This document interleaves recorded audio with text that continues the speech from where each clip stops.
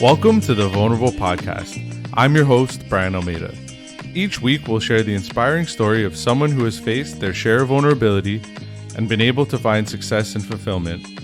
We hope all our stories will help you find the strength within yourself to live the life you want and find success of your own. Ian McEwan said, "A person is, among all else, a material thing, easily torn and not easily mended." This is episode 13 of the Vulnerable Podcast with Sam Demma. From being too shy to ask a girl to the school dance, to being too stubborn to ask for help even if it meant literally peeing his pants. He would begin learning major life lessons at a young age, and it's helping him on his journey now. An amazing soccer player with dreams of going professional, he poured blood, sweat, and tears into the sport, and his dreams almost came true.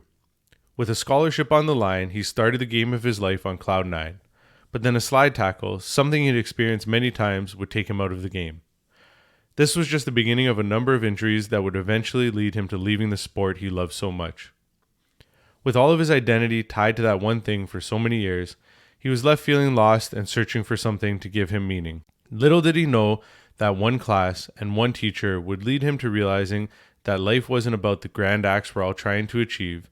It's more about the small, consistent actions we take throughout our lives. This led him to picking up garbage on his way home, hoping to make his own small impact on the environment. Then, with one of his best friends, they co-founded a movement called PickWaste. They began performing 1-hour weekly cleanups and made a huge impact over the next 2 years. They filled over 1,200 bags of litter, picked up over 21,000 cigarette butts, and got their work featured all over national news. But was this his new passion? After signing up to take environmental studies in university, he would quickly realize that he was repeating his past and tying his identity to just one thing. Now at the age of 20, he's still making a difference in the world through continuing the PickWaste movement, but an even bigger impact by traveling throughout Canada to speak to students about how they too can turn their dreams into reality through small, consistent actions. He's proof that no matter what age or what hurdles you've had to overcome, there is always an opportunity to learn and grow. Ladies and gentlemen, it's time to get vulnerable with Sam Demma. Hey, Sam, thank you for coming on the Vulnerable Podcast. Man, I can't thank you enough just for helping me get started with this. For anybody that doesn't know, it was one conversation with Sam that really sparked this whole podcast getting started. He started a podcast about 6 months ago, I would say. I just reached out and said, "Hey, can we get together for a coffee?" And I'm just looking for some advice. And all the tips he gave me led to where I'm at right now. So I appreciate you, man. I appreciate just even your friendship in general over the last couple of years. And meeting somebody as young as yourself that seems to be as self-aware as you are and as clear as you are on what you want in life is also inspiring to me. So again, thank you for coming on. Yeah, man, I'm super excited to be here. The coffee chat was amazing. Also, from my perspective, you taught me a ton. And I'm excited to see where this show goes, dude. I know it's not live yet when we're recording this video, but when it is, I'm super excited to tune into the other interviews and see where you take it. So glad to be here.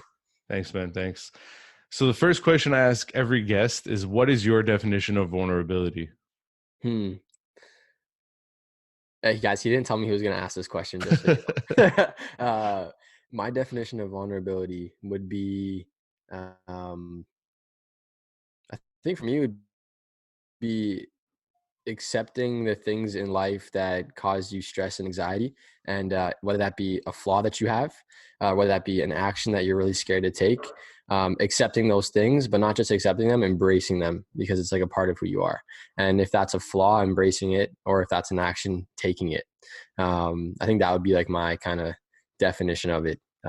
That's a great question. And the one thing I always say at the end of people's definition is, what amazes me is how everybody's definition is completely different. There might be small similarities, but literally every person has a different definition. And I think that's the cool part about the whole vulnerable thing that I'm trying to do here, is that everybody's situation is different. The vulnerabilities they face are different, and just even their definition is different. And I think that gives some context to the people listening.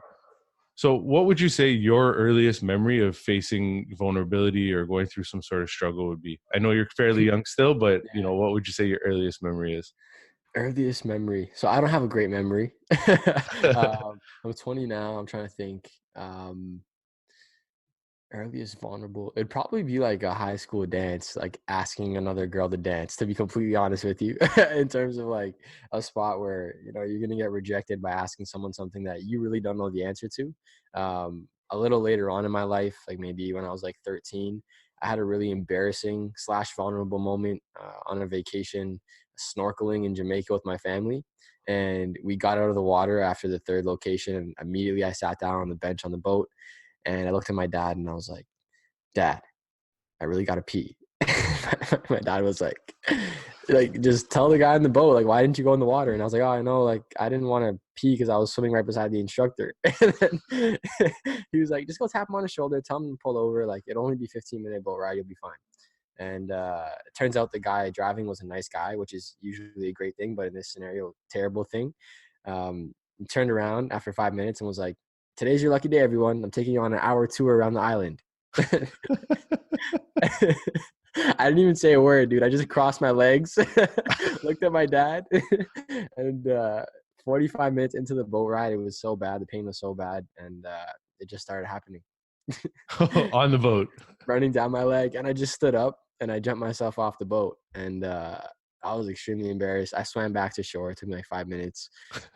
It was terrible. That's more of like a joking kind of example, but again, like that was one thing that kind of stuck with me to this day, and I actually still talk about it in some of my presentations. So it's interesting. I'm trying to think about any other like earlier vulnerable moments. I think those two kind of stand out. I'd have to really reflect back to pull more examples, but yeah. No, but I mean, even the one where you talked about being at like going to a dance and asking a girl to dance, I think that's something that a lot of us struggle with at an earlier age in terms of just confidence. And I Mm, mean, people that know you, like myself, and I'm sure a lot of some of the people that will be listening to this, I mean, you're a pretty good public speaker now. And so I could see how, if people were to look at you now, they would go, there's no way, yeah. like, there's no way that is standing in front of us at these talks and everything, as confident as he is, ever had an issue talking to a girl. But Yeah. at the end of the day, we all sort of had to come from somewhere, right? Hmm. So what did you do? I'm sure you did finally ask the girl to dance or to the dance or whatever, but like, what did you do to help yourself sort of get through this or overcome that vulnerability?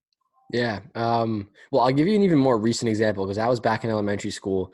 But 6 months ago, I was in Costa Rica with my family, and I fell in love with Latin dancing. And I don't know anything about it. At the time, I knew nothing about it, but I felt the urge to learn how to dance. And so, although I knew I couldn't, and I was scarred from that elementary school dance all the way up until the age of 19, I firstly made a decision when I got there that I wanted to learn how to dance. And I told myself, like, I'm going to learn how to dance on this trip no matter what, regardless of what anyone else says or does. And so on the third night of our vacation at 11 p.m., when like my parents would be going to sleep, I grabbed my sister and I was like, let's go to the disco and let's learn how to dance. And so we showed up to the club, and it was all fun and games. The DJ knew that it would be filled with all these Western tourists. So he was playing songs that I could literally dance to by myself, and I had no problem dancing by myself. And then at 12 a.m., this club was situated off the resort. So the music changed from Drake to Prince Royce, from Post Malone to Romeo Santos, all these Spanish artists. And in the span of 15 seconds, every guy and girl grabbed a partner, went to the middle of the dance floor, shot their arms up like this, and started doing this crazy dance. And I had no clue what was going on. I looked down towards the ground and reminded myself, like you just said, I'm a pretty confident guy. I speak to students across Canada. I was an athlete growing up. Dancing, I could do this. This is easy. So I scanned the room, found a girl who wasn't dancing with anyone, walked up to her, grabbed her by her hands, huge smile on her face, brought her right into the middle of the dance floor. The worst 20 seconds of her life. And the reason I say 20 seconds is because literally trying to dance with this girl, after 20 seconds, she put up her hand and she said, un momento, which means just a moment. She turned to her left to grab another guy, used his shoulder to bump me out of the way, and then they start dancing. I was like, okay, it's my time to leave the club. And so I went back to the hotel room. This story's all going somewhere. Let me get Yeah, to it. yeah, yeah. Went back to the hotel room, sat on the bed, and I was like, okay, what in the world just happened? And I regrouped and I was like, no, I made a decision. I'm going to learn how to dance on this trip, regardless of what happens, regardless of what other people think. I'm going to learn. And so I made a plan. The plan was simple. Step one, learn how to say teach me in Spanish. The word is enséñame. It came up on Google Translate. The second part of the plan was to try and learn the 4 basic steps to the dance they were all doing called the bachata. And so the next morning when my parents and sister went to breakfast, I played stupid like I was still sleeping in bed. And when they left for the buffet, I woke up, left the lights off because I didn't want them to know that I woke up, opened my laptop, and for like 3 hours watched YouTube videos dancing in the mirror.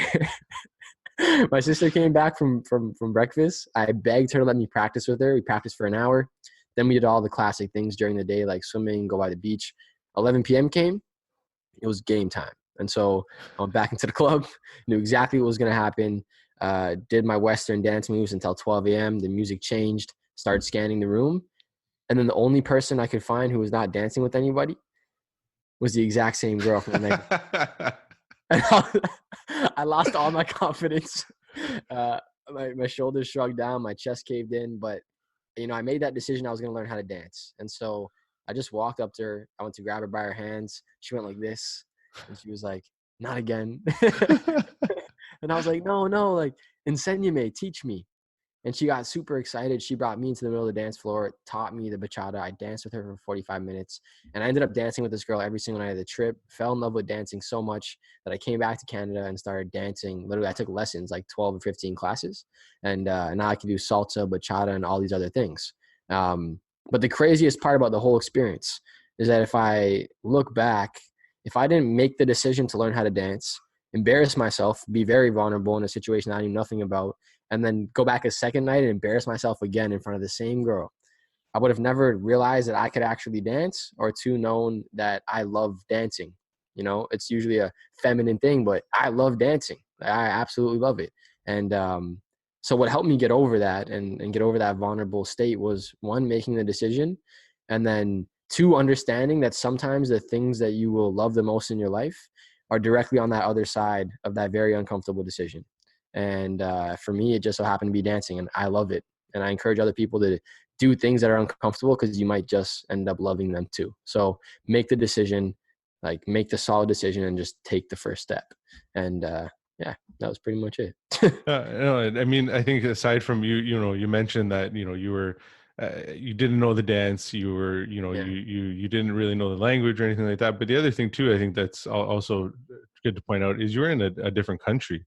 I Mm-hmm. mean, that's another part of it too. Like you said, here you can come back and you can take lessons, and everybody in the room is taking a lesson. So you're around other people that are learning, maybe some more experienced than others, but you're in a completely different country, in a completely different space where, the culture is different, the people are different, everything is different. And so for you to continue to sort of push yourself is pretty incredible. And I think the other point to take away from that too is, you had mentioned that you had a plan, right? And I think a lot of us, as much as I agree with you, it's important to just sort of like do uncomfortable things and jump into them, and go like full force. If you don't have any sort of plan, it can fall apart a lot easier. So I think that Yeah. that's another strong point. So I guess from that story and from these experiences, what new strength did you discover in yourself? The ability to, I think planning is a big one. Planning didn't come out of that one specifically, but just to kind of add this to it, plans are important because they keep you accountable, right? And the reason being is, like, I can say, this month I want to make $10,000 in my business. And then it's like, okay, how are you going to do it? And then if you literally break it down and say, like, every day I'm going to make 20 phone calls, or every day I'm going to make 30 phone calls, that's the plan, that's the strategy. And then it holds you to it. So if I could just think back to the story for a second, the second time I went back to the club, if I didn't go back with a plan, I would have just walked up to the girl, grabbed her hand. She would have said, "Not again." And I would be like, okay. I walked away, right? I Yeah. had no strategy. So I think planning is a big thing that came out of that, but also past experiences as well. Other new strengths would include, um, I would say, even more confidence. I'm already a confident kind of guy, but when you create a plan and then you follow through with it, you build confidence. Ed Milet said it the best. I think he said something along the lines of, the only way to create confidence is to make plans for yourself. So saying things like, I'm going to wake up at 6 a.m. and go to the gym. And then actually taking that action. That builds confidence in yourself, and also trust with yourself. You can trust yourself when you know that your word actually means something and you're going to do what you say. So I think that's also something that came out of it, because I said I was going to learn how to dance, and I did, regardless of what happened. Um, I'm a good dancer now too. So I mean, like that That's a came out strength. of it. Um, but yeah, I think yeah, the bigger ones are definitely the trust in my word, and then also the importance of planning and continuously making plans for whatever action I'm going to be taking. Oh, definitely. So this question is one that I don't know. I have to figure out a better way to form it because it's one that I think it's hard for everybody to define because everybody's definition of vulnerability and struggle and everything in life is different. But Hmm. would you say that you faced a lot of vulnerability in your life, a little, a moderate amount? Again, I know you're still young, but like, Yeah. where would you say you'd fall on sort of that scale? Yeah. To be completely open and transparent, I don't think I've been very vulnerable growing up. I haven't been in situations that have forced me to be vulnerable. I'm actually in a fresh relationship. It's been about a month now that we've only about 3 weeks that we're dating, so very fresh, very new for me because growing up, I didn't really put myself in. I didn't put myself in a relationship because I didn't find someone or a partner that I was really interested in, and this girl has changed the game for me. um, and yeah, it's actually challenging because you put yourself on the line, and like shit doesn't work out. It's just like wow, like I'm really invested. So that's a whole new thing that I'm exploring in terms of relationships. But aside from relationships, because you can be vulnerable in all different aspects of life, um, speaking on stages when I initially started was terrifying. I sucked. I have the videos. I won't release them until I'm like 35. So don't even ask. But I have those, and it was terrible. I choked up on stage 2 or 3 times. That was extremely vulnerable and embarrassing. With my soccer, I wouldn't say I was very vulnerable because most of the hardships and crying was dealt with at home or like behind closed doors. Only once or twice I broke down in front of like teammates and coaches and stuff with my injuries. Um, so yeah, I don't think I've been the most expressive or vulnerable, but I definitely have my moments.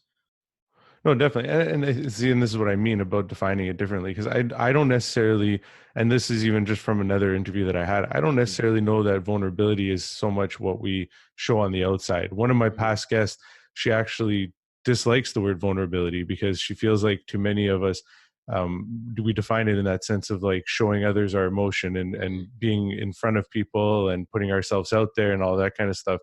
Whereas she looks at it as looking within yourself and finding your inner strength. mm, And so, I mean, if you look at it that way, I mean, I know again some of your story, and if you wouldn't mind sharing a bit more, especially I think the one that for me that definitely sort of opened my eyes up to a different way of looking at things was your story about playing soccer and then having to sort of look at your life differently. If you wouldn't mind sharing a little bit more about that, but again, it's all how we define it, right? And so, mm. again, if you don't mind.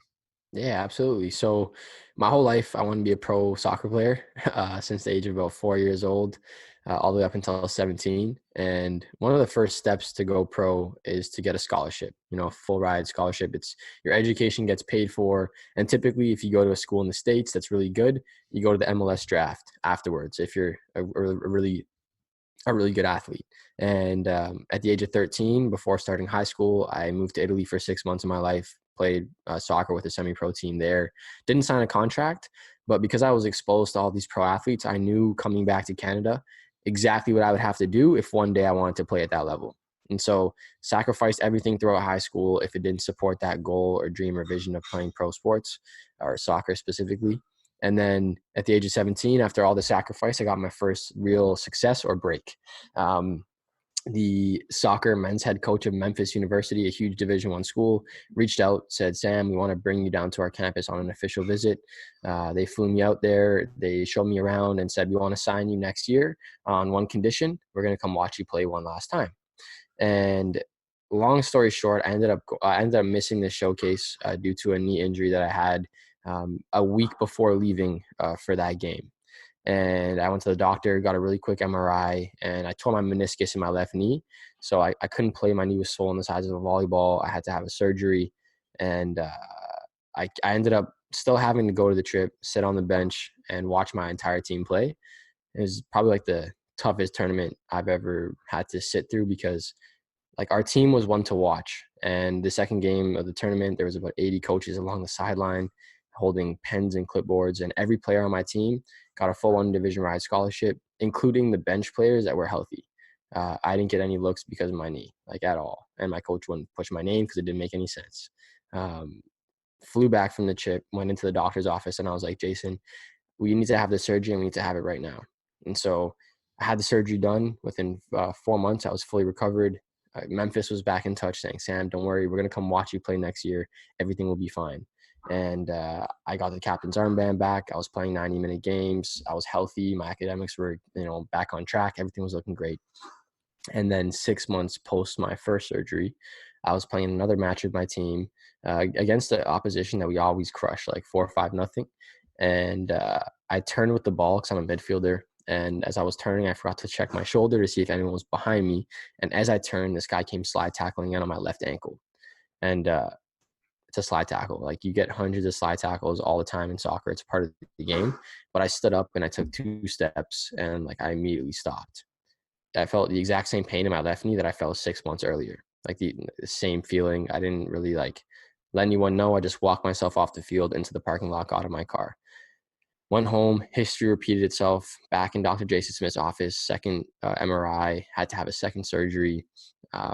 But the reason I had a second surgery, and I always talk about this, is not because I wanted to continue pursuing this dream of pro soccer. It was more so to preserve who I thought I was.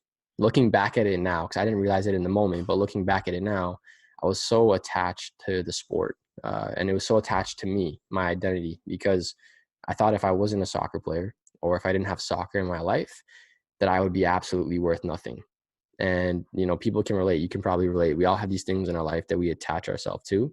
And when you lose the thing, you feel like, who the heck am I? What do I have to offer?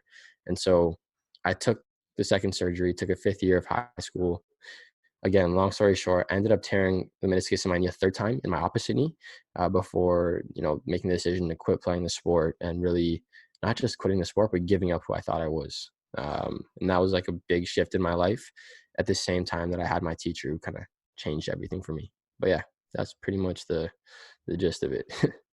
No, and I mean, I can't relate exactly because I never really had that same passion in life. I'm sort of finding it now, I feel like. But throughout life, for example, for me, I was in sales my entire life. Like, that's Yeah. all I've known how to do from like 17, which was just after I got my first job, to a couple of years ago. All I did was sales. I did sales and anything and everything because I thought, I'm just a salesman. This is what I know. And my entire identity was tied to being a salesman. Like, Mm-hmm. even my wife asked me probably 5-6 years ago at this point, what do you want to do with the rest of your life? And I said, sales. No real, like, she's like, of what? Like, for who? And I was like, I don't know, sales. And like, that's all I knew. That's all I thought about. And it wasn't until I got let go from my job a couple of years ago, which has been one of my last jobs in sales at this point, Mm-hmm. that I sort of realized that's not me. That's not my identity, but it's all I had known. It's all I had stuck to. It's all I had thought about. My plan was, really be really good in sales, move up to a sales manager, and so on and so forth, and make that progression. It was all about title and money. And I think part of that was, at a young age, like I said, 17, when I got my first job in sales, there was the salary and there was this thing called commission. And I was just like, wow, this is cool. Like, I get to make more money for things that I do. And so like, there was this whole, like, I guess addiction is the best way to put it, of like, the money and everything. And so my whole life up until that point was driven by titles and how much money I made. And it wasn't until that event a couple of years ago that I had to sort of look at myself and go, is that who I am? Am I Brian, the sales guy, or is there more to me? So I can kind of relate to your experience. Like I said, it's just in a different Different way. way. Yeah. So, and I know that, that the way that story sort of ended there, as you told us, but I also know, like, just again, from following you over the Mhm. last couple of years, that is what sort of gave you that idea, or that, maybe not idea is the right word, but it got you to start looking within yourself. Catalyst. And Yeah. yeah, the catalyst, there you go, perfect word, to sort of push you to start looking at what you did want. And I also know, I mean, just from our conversations, and up to you whether you share more or not, but like, that you've sort of you've hit those sort of same roadblocks and things a couple Mhm. times again. And for me, what amazes me is that you continue to sort of, you know acknowledge it and then figure out, where do I go from here? Yeah. Yeah. So after the surgeries ended and soccer, came to a halt, I think that, you know, every adversity in life comes with like another couple of doors being open if you're willing and ready to move forward. And for me, I had a teacher in grade 12. All this was happening my second semester, who was very passionate about social problems and solving social issues. And his name was Michael Loudfoot. I always want to credit him because he kind of really changed my life. And he was teaching us about how to change the world. Really, that's pretty much what it was in class. And he was breaking down figures in history who have made a massive impact to try and like decipher their life and see if there was any traits they had that allowed them to make a difference. And my teacher said there was this one thing that they all had in common. And if we chose to embody it, we too can make a massive change. And at this point in time, I couldn't play sports anymore. So I was super engaged. My teacher was extremely passionate. And like for me, a passionate teacher is it's a rare thing, if I'm being completely honest with you. Someone who stands up in front of you and like is sweating when they talk, because the guy was just so into the class. He was so engaged, and it had the effect on me to also be engaged and listen.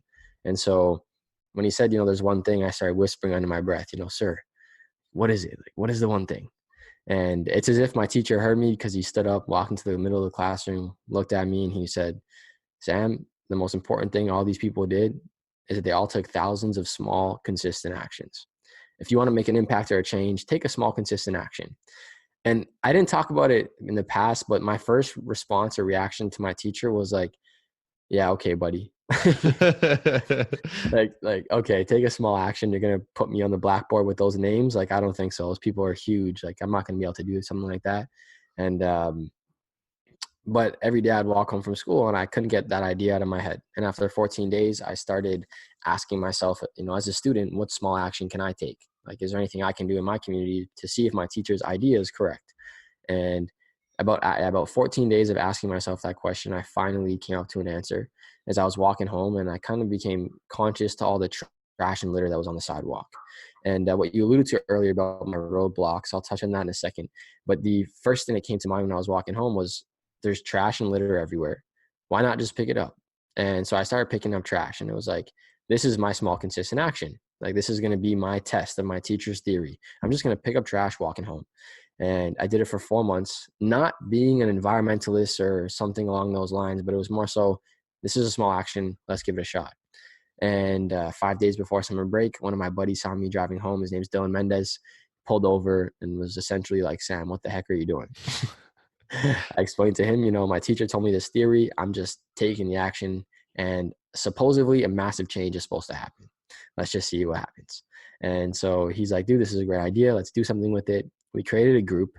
And initially, we called ourselves the OG Wastemans. I we didn't thought, know like, that. yeah, we thought like, you know, all these young people are gonna laugh at us, but it turns out like no one wants to be called the waste man. Like, Yeah. they're just like, it's just a funny word. And then we got some speaking gigs at like local churches, and we didn't want to be introduced like that, so we just kind of like cut the name. And one day we were sitting on couches in Dylan's house and trying to think of a name, and from the kitchen his mom was cooking and she just yelled, pick waste. And we were like, pig waste? And she's like, no, pick waste. Like, pick waste, because we're from Pickering, we pick up garbage. And so Yeah. like, we instantly loved the name, created it, got the URL, bought everything, and we went out that summer and started picking up trash for 1 hour once a week. It turns out my teacher's idea was correct. We never stopped the project. To this day, we've done about 120 cleanups since July 1st, 2017, filled over 1,300 bags of trash and litter. It got featured all over the news. We were invited to do TEDx speeches titled Small Consistent Actions about the project, both of us. And yeah, like a lot of things started to happen from that. And through it, that's where I developed my passion for speaking.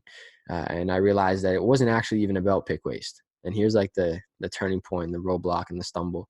I realized that as I started getting into pick waste deeper and deeper, I was assuming this new identity. It's like Sam, the soccer player, was gone, and it was like Sam, the environmentalist, taking like all the heat, you know? And to the point where we got like recognition on the news. We got top 25 and 25 environmentalists, all these like nice things.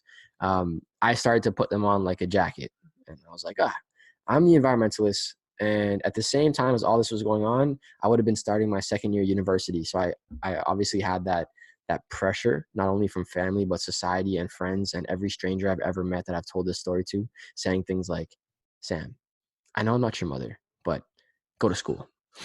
And so Yeah.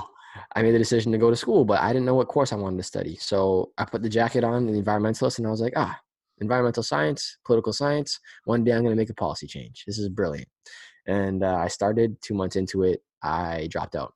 And hardest conversation I had with my family, there was a vulnerable moment, telling my family over the phone while they're eating dinner with friends, I'm dropping out of university.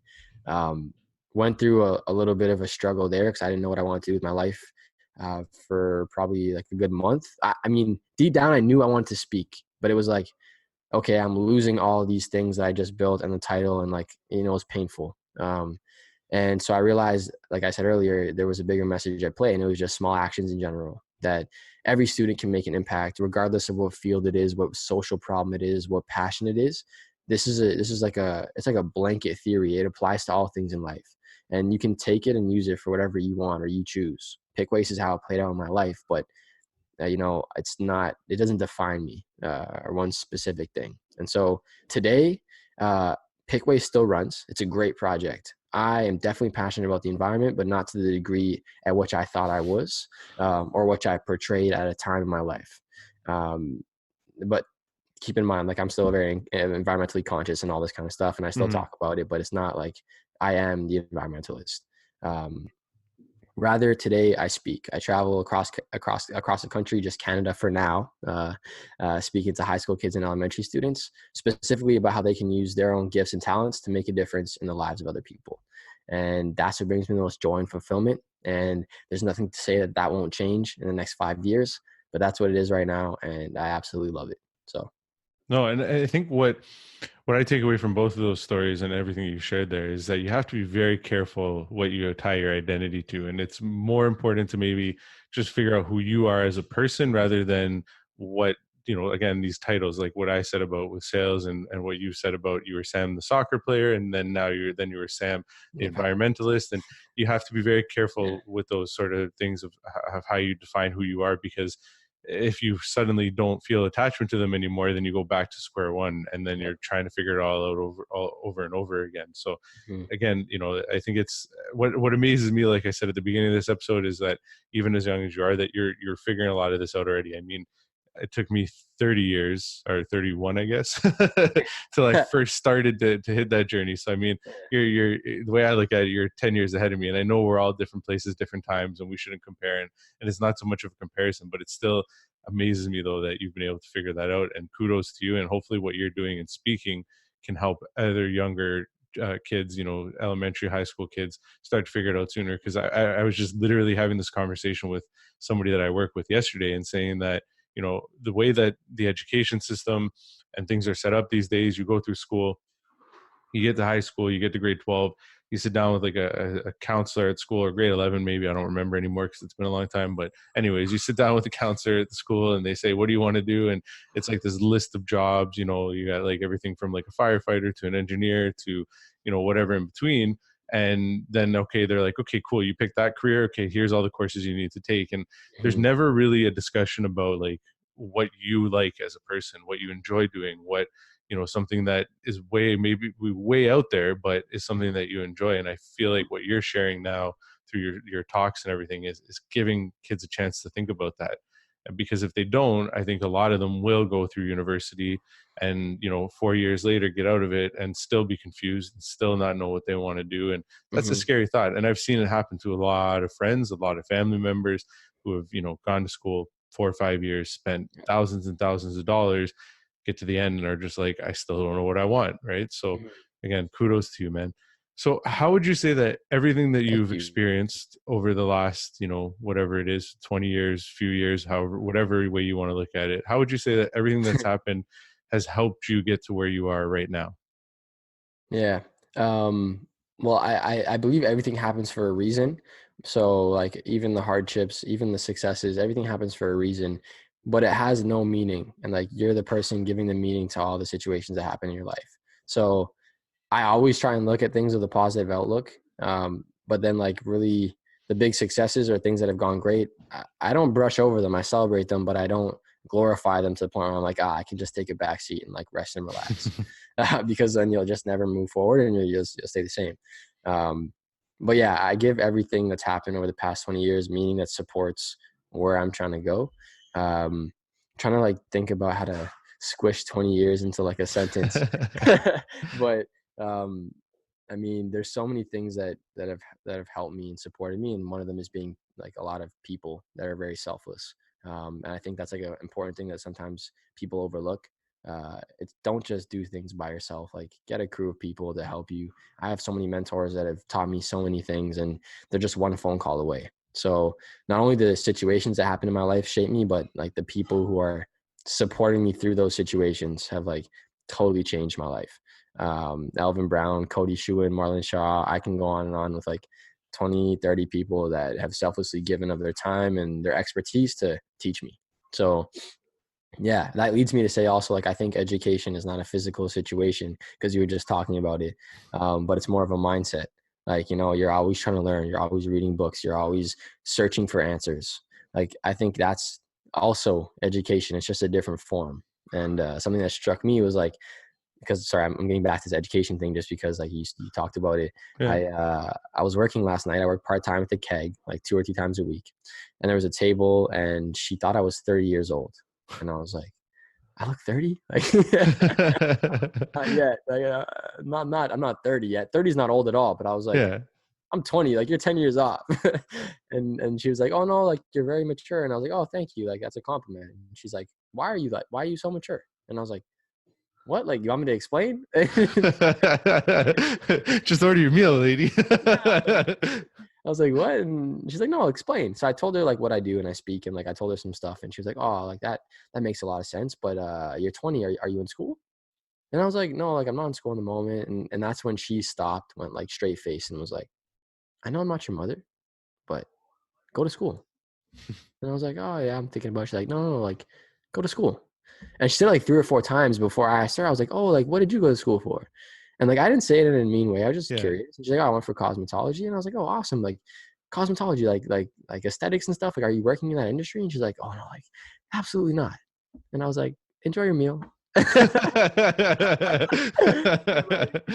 it's not education is not a physical situation. It definitely can support it if you're not self-disciplined enough to go and search for answers, but it's a mindset, man. Just take the actions every day to learn new things. But I went really off track. It's been putting meaning into my like the things that happen in my life, like assigning meanings to them that support my vision and goals and dreams, and also my well-being as a person. And then the people who are surrounding or who I surround myself with that have helped me, become the person I am today over the past 20 years. No, definitely. And you, off track or not, I mean, I think Yeah, that's a great story to share because yeah, it's true. Like, and I've said the same thing to people. If you want to become a doctor or a lawyer or something like that, you have to. There's no yeah. choice. There's no choice in the matter. Like, you have to go through that type of education because it's required for you to have that type of career.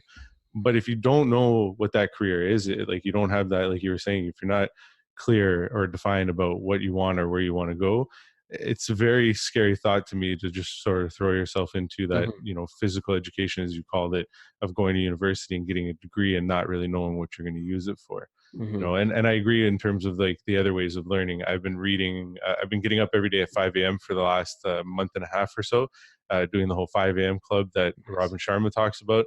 And 20 minutes of my morning is reading. And I will tell you the amount that I've learned just in that last month and a half. And I was reading before that, but this is more consistently, is Hmm. incredible. Like it's crazy to me, like how little we know about, our minds and how things work. Like I could, this could turn into a whole Yeah. different podcast, whole different episode, but it's so true that you have to just find other ways to learn, whether it's from people or books or whatever. I mean, like I said at the beginning of the episode, I learned from you on how to get this whole podcast going, right? If I hadn't reached out and had that conversation, this might be another 3-4 year month down the road. Who knows, right? Hmm. So, key points there. So would you say at this point, I mean, again, and I keep harping on the young thing and I shouldn't be doing that, but like Yeah. at this point in your life, would you say that you found success and fulfillment or you're on your journey towards it still? Yeah, I think it's a ever evolving process. But I'm happy in the moment. And like I said this on my 28th birthday, like I'm striving to live a life that, I can remain hungry for more, whether that be in any aspect of life, not just like success. Like success for me isn't just money. It's like a lot of different things. Um, I want to find a state where I can remain hungry for more, while also being at peace with everything that I already have and am. And so for me, like I've been really striving to live that kind of a life, and I find that the most fulfilling. So I would say, definitely have like seen success and fulfillment, especially when I'm at peace with everything. Um, but always still remaining hungry and striving for growth. That would be like the main goal. But yeah, definitely have seen improvements and success and fulfillment, 100%. That's an interesting way to answer that question, because most people have said yes or no, just very cut and dry. Yes, I have, or no, I haven't. Whereas yours was like yes, and still there's more. Like that's an Mhm. interesting way to put it. Is that yeah, you found it, but you know that there's still more. There's still a journey out there, right? So Yeah. definitely a different way of looking at It's it. like finding the balance of like, yes, I want to grow, but at the same time, like I'm content and I'm at peace. Because if you're always like, yes, I want more, but you're never at peace with what you have and with who you are, it's like a never ending struggle. And you're like popping more pimples on your face because you're stressed out all day, and it's just like it's just not happy. Like I want to have the balance, and like that's the goal. But yeah. No, I don't know if you're a fan of J. Cole or hip hop in general, but I remember watching a video with him recently where he talked about, obviously he's a successful hip hop artist, makes Mhm. millions of dollars, and he talked about how, you make these millions of dollars and everybody thinks you're successful, but it's like an addiction to drugs, because the more money you make, you want to make more, and then you want to Mhm. have more things, and it just keeps going and going and going and going. And he talked about the same thing, where it took him to get to a point of finding that inner peace where he realized, like, cool, like I'm cool making millions more Mhm. dollars, but it's not important to me. It's not Yeah. what runs my life. It's, I'm doing this because I like doing it. I love what I do, the art of what I do. It's not about the millions of dollars anymore, Mhm. the nice cars and nice watches, the girls, the whatever. And so, I really can understand where you're coming from there. Even in my own personal life, it's for years, like I said, it was the job title, the amount of money that I made.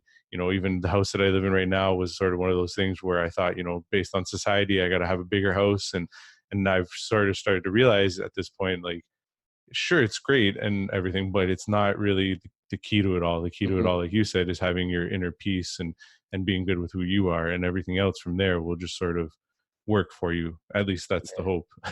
Right? Yeah. So we're down to the last couple questions. One of the last ones that I ask. So through this whole interview, I mean, if somebody were to sit back, listen to it, take notes, there's probably 10, 20 different takeaways that they can take from this episode to help them sort of with their own life, their own struggles, and their own vulnerabilities. But if you could give everybody listening just three key takeaways that have helped you and that you think could help them, what would those be? Yeah. Well, you're a living testament to the first one. The first thing would be to ask for help. Growing up, especially being a man, I always thought that, like, like I don't need to ask for help. Like I could just figure things out by myself. Like asking for help is belittling my pride. I'm not going to ask people for help. I'm not going to tap the guy driving the boat on his shoulder and be like, pull over so I can pee. Like, nah, I can hold it. That didn't work. Like I started peeing myself. Like, um, don't be afraid to ask for help. You ask me, hey, Sam, can we go for a coffee and chat about podcasting? Look, and it's been like 2 months and you have a microphone and a pop filter and headphones and you're recording a freaking podcast, dude. Like, all you did was say like, hey, can we talk? And we talked for half an hour, and that was amazing. So I would say like the first thing is don't be afraid to ask other people for help, because like people have answers, and seek out those people and ask them for help. The second thing would be to, do things uncomfortable or do things that push you out of your comfort zone with a plan. And thank you for bringing that to my awareness. Um, and you'll find things that you love doing. So I think that's like very important. And whether that be dancing, whether it be speaking, whether it be starting a podcast, interviewing people, like whatever it is, create a little plan to do it and just go take the action. I know you said that you're going to go with Jose and say hi to 100 strangers. So I'm going to hold you accountable to it. If it's not done a month from now, we'll let you know. And the third thing I would say is like to break things down into small steps. It's been said by so many people that we always underestimate what we could do in 10 years and overestimate what we could do in 1 year. And just break your goals or your plans down to small, little, tangible, bite-sized things, and just take it one step at a time. Small, consistent actions, as my teacher would say. So I think those are like three pretty solid takeaways. But yeah. I think that's it. No, I agree with all of them. And even the last one there, one thing that I've also added in when I talked about the 5 a.m. club there a couple minutes ago, I do his, the sort of 20. 20, the Yeah. victory hour, as he calls it. But then after I finish that, I actually added in my own little thing where I sit down and I grab a cue card. I just have a bunch of them sitting around in a desk, and I write to do, and I put 3 tasks that I'm going to complete that day. And Mm, sometimes it's nothing more than like folding the laundry. Today it's writing out a couple more intros for the podcast, and I just have those 3 things. And I will tell you that it's not only has it helped me get more organized in my life, but just doing that pushes me to do more. Because even if I finish those 3 mm, things, it's not like I'm like, okay, I did my 3 things, now I'm just going to sit down and relax for the rest of my day. I just find that I'm just more driven and everything. So I totally agree in terms of breaking it down. I know I need to do more planning in terms of more parts of my life, but this was definitely a good start, and it started small, like you just said. So mhm. so again, key takeaways there. Lastly, it's not so much of a question, but I just want to give anybody that comes on the podcast a chance to promote themselves, promote what they're up to, whether it's sharing their social handles, anything they're up to, upcoming events, whatever it might be. Just because, again, this podcast is about the people that I'm having on, and sharing their stories, and then obviously like giving them this opportunity. So the floor is yours. Go ahead. Yeah, so I love connecting with everyone. My website is samdemma.com. That's SAMDEMMA.com. And then my Instagram, where I'll respond to almost all DMs, or all DMs actually, is at Sam_Demma. What I'm up to right now is like literally just speaking. I just finished a 10 school tour in Waterloo. So if you're a teacher or a student listening, I would love to hear from you. Maybe we can bring the message into your school. I would love to chat. So I would say, yeah, connect with me on Instagram. Check out the website. If you're interested at all in the speaking stuff, shoot me a message. Would love to chat. Awesome, man. Well, again, thank you for coming on. Thank you for sharing those stories. I mean, like the one thing that I might have already said it, but I'll say it again, that amazes me about this whole journey that I'm on with this podcast is how no matter what the person's story is, no matter whether it's a health issue that they've had to overcome, family issues, personal, whatever it might be, there's always a way out. and Mm, and that's what I constantly see as I do these interviews, is that there's always a solution, there's always a way out. And you showed us again today that there are things that you can do. And I think a lot of the points that you made about planning and having a strategy and having goals and all that are definitely things that if we all focused on just a little bit more, we'd realize that even if we have that job that we don't necessarily like, we can get out of it. It's just that we have to actually put something to work. We can't just mhm. sit at our desk and hope and pray that one day we won't have to work there anymore, right? So, Yeah, but again, man, thank you for coming on. Thank you for sharing as openly as you did. And yeah, man, we'll talk again soon. this was awesome. All the best, Brian. Thanks. Take care.